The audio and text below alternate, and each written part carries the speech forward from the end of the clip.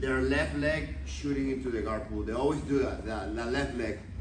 You gotta read it sometimes. You're gonna notice that some other guys will do the right, some other guys will do the left. The anticipation comes from studying his reaction, the way he pulls. If you see the guy pulls to the left, that means you're gonna jump to your right side and vice versa. So in this case, keep yourself crunch. What I want you guys to do is to pose the hand on the mat and the other one on the chest. So you guys are gonna do like a brave cartwheel. So you guys are gonna go 1, 2, pop, pop, and get to the side. See? And so I start like this first. Notice the capoeira step 2. It's my hand, and kind of like a cartwheel. But on the cartwheel, this leg on the back is launching so the right one can land. Okay? Now, okay, there. Now I can time it and make the guy go with his legs like this. When he comes back, come back up, come back up. Cuando ahorita vas a subir. Suelo, sube.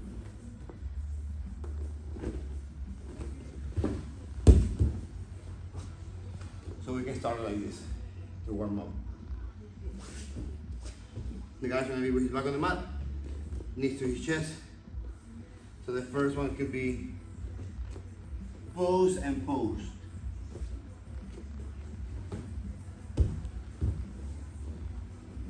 Okay?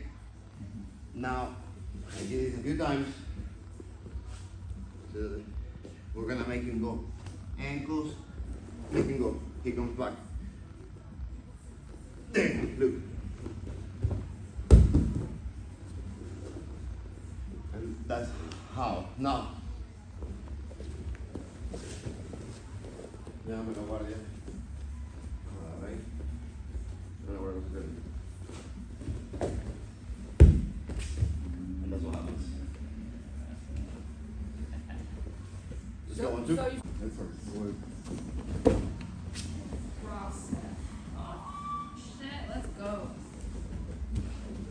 So the first one, when he pulls out like this, another way that I like to do, when he pulls out with that one leg, right, we're doing the cartwheel, go. That's one. There's the second one where I see him going with that leg. No, put this leg here. I can also put back.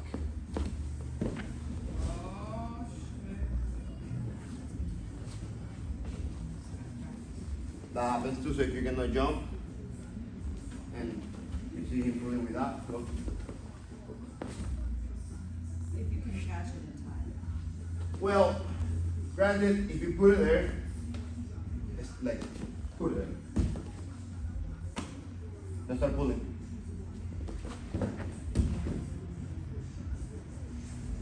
So it's timing. Yeah. That also I done to you. Yeah. You as you get better, you start figuring out 1, 2, 3 attacks.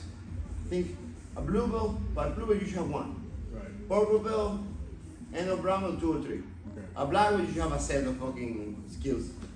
And then so for example, if I see him, no, sit guard like that. No, sit guard like, put him back. So like, whoom. I can also do a flying knee cut.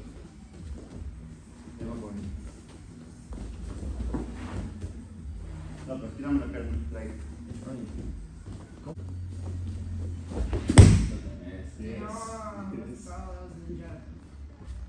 But there's a little pull, you might not see it. In all of the other pulls that he just did. Whenever he starts sitting on his ass, there's this pull. That pull brings his knees to his chest, and it's the separation or the extension. That makes it hard for me to pass. But if I keep him here, and then, or start pulling, I can fly knee cut. It's that pull. When I do the cartwheel too,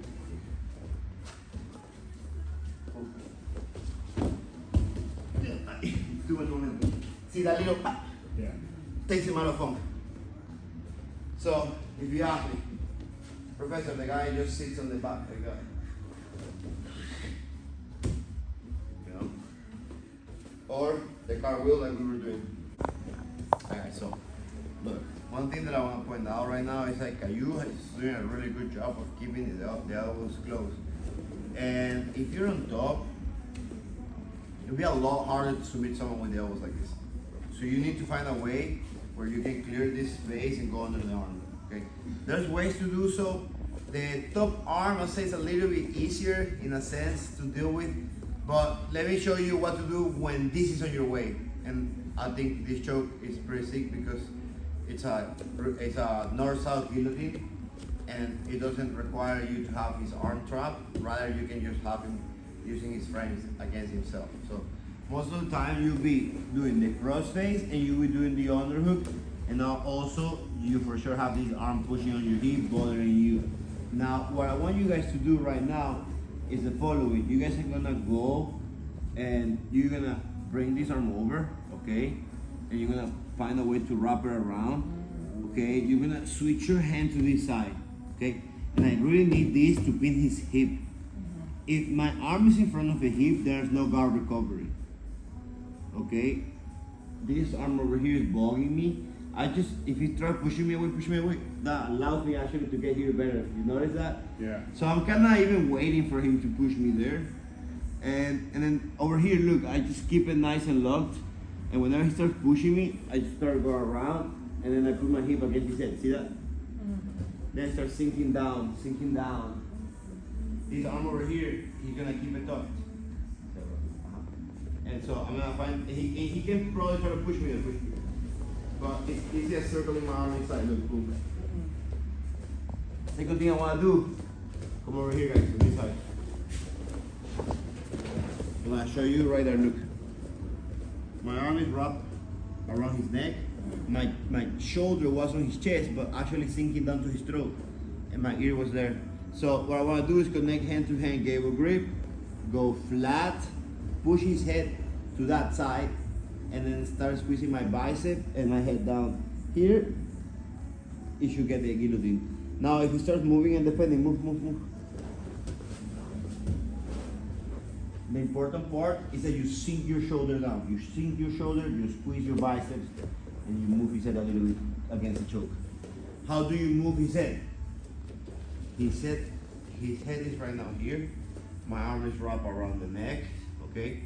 And my rib cage is here. So when I walk with my legs in that direction, my crook of the bicep is here, squeezing. Adding this pressure, plus the choke is what makes the submission work. So this is what happens when I'm here. Right, boom, I'm down here. I sometimes lock this arm so I get to connect it. And then I walk. See, he said in that little push, I twist his head. Now I'm squeezing my bicep, look. It's not like, it's like a one solid squeeze. And hold it and squeeze and be patient. Am I gonna tap the first 2-3 seconds? You have to. You got the tap without the gable grip. Where are you gripping with the hand underneath? You're just gripping his neck? Like, Making a you have fist. Connecting. Okay.